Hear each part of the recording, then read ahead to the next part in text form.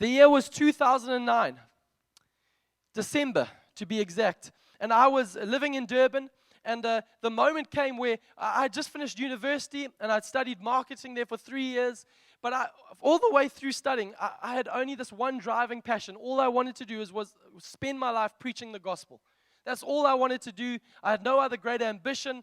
The 4 P's of marketing were fun, but I just wanted to preach Jesus and be involved in building his local church story. But I didn't know how to go about that. Because I thought, do you put out a CV on LinkedIn? How do I go about this journey? You know, I've got a marketing degree, but how do I get involved in ministry full time? And this journey, as I was wrestling with it, that God was amazing in the partnering with a local church. At the end of 3 years, they offered me a job in Durban. The thing that seemed to be my deepest desire, deepest dream, they said, we want you to come on staff and lead the youth here in Durban. And I was like, this is so exciting. And as I was praying about it and so thrilled with this opportunity, I just felt God speak a different word. A word that demanded a response. Because I started to read, if you're familiar with the Bible, Genesis chapter 12, God speaking to a man, Abraham. And he says to him, Abraham, I want you to leave your father's house and go to the land I will show you. And I read that phrase, and at this stage, I was living at home with mom and dad, and I appropriated that scripture, not just for Abraham, but for me in that moment, rightly or wrongly. But I felt God speak to me saying, actually, your future is not in the safe passage of just taking the job that's available for you here. I'm going to lead you somewhere where you've never been. And for a 21-year-old who had come from a family, a middle-income family in Zimbabwe whose economic resources didn't stretch very far, this decision almost seemed to rally, this word from God rallied against every bit of sound advice and strategy for my future. This might not seem amazing for you, but for me, this was my journey, and I had to pluck up the courage. I felt God had spoken, but man had opened this door, this opportunity. And at this juncture, I want to remind us, as Mark often does, we serve a God who speaks. He doesn't just open doors. So often we feel that we are led because God opened the door, so I have to take this job. No, God speaks. The enemy can also open doors. That one's just for free. But I felt at that moment where God spoke, I had to be obedient to it. And I went with trembling to the guys who had offered me the job, and I said, listen, you know my desire is to go full-time in ministry, but and I'm now coming to tell you, I don't want the job here because God has told me that I need to leave home and go somewhere else. And I don't know what that looks like. And I thought they were going to be perplexed. I thought they were going to mock me. I thought they were going to say, what are you doing? This is madness. But they said, you won't believe what's just happened. They said, even yesterday, before you even make the appointment to come meet with us, we've received multiple phone calls from different church leaders offering you a job at their churches in different places of the country for next year.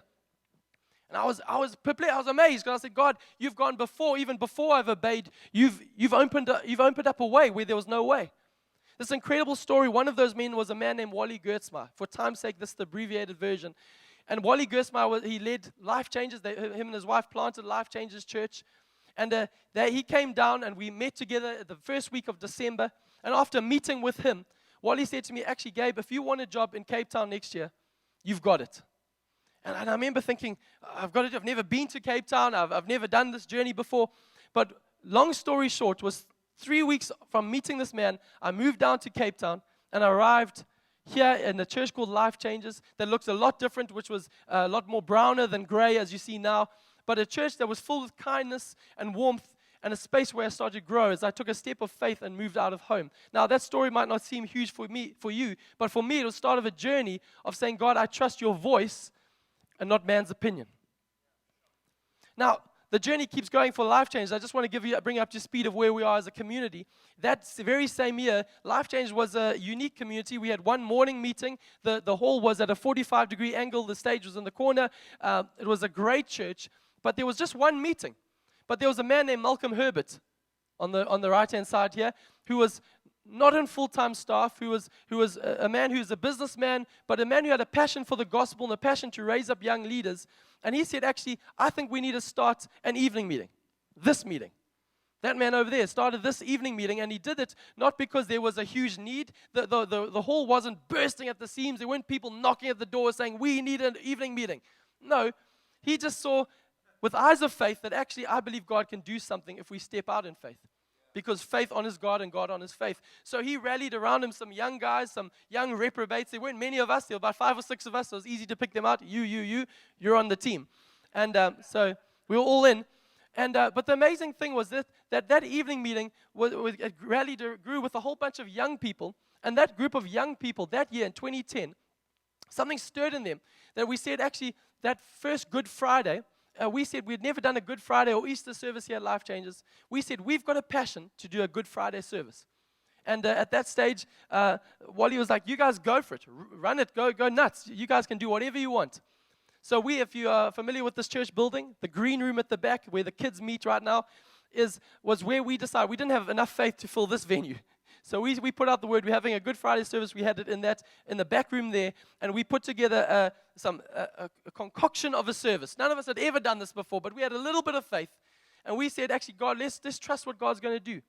And we were amazed. About 80 to 100 people pitched up for that Good Friday service in a back room of a church, led by a whole bunch of young guys who were very unqualified to do it, who were singing off-key, preaching really interesting theology. But there was faith. I tell that story, maybe, again, there wasn't this huge need, there wasn't this huge drive for this service, but actually the amazing thing was this year, we had 6 Good Friday and Easter services across our campuses, and we had over 1,400 adults at all those Easter services. Now, I don't know how you make the leap from one Good Friday service of 80 people to just 9 years later, one where reaching nearly 1,500 people, but I just want to say that's what faith does. Faith sees opportunities and takes it and responds. You see, this church, the amazing church story here, Life Changes is this amazing story because actually in 2016, we were meeting here at Tableview with an evening meeting and a morning meeting, but God spoke again, and actually then with 30 people left this place and went and planted a church in Milnerton. Again, not because there was this huge driving need, but because God spoke, we stepped out in faith. And that Milnerton congregation has grown and grown. We saw people get baptized this morning, and a community has grown there because people stepped out in faith. Last year, 2018, Tableview in the morning, God was doing something. The parking was getting quite large. But actually, Mark felt courage to say, actually, it's time for us to step out in faith again. And we moved from 1 meeting to 2 morning meetings, an 8:30 and 10:30 meeting. But what was shocking about it was the timing was terrible. The strategy was very poor. It was in winter. You don't do big strategic moves in winter when people are sleeping in and cuddling and watching series. But God had spoken. And when God speaks, it flies in the face of human logic. And actually, God has been faithful. The amazing thing is, in 2006, Wally Gersmeyer wrote a letter about the church he dreamt of, which was one morning meeting here in this location at the time. And in that letter, he said, I dream of a church where this car park is full on a Sunday.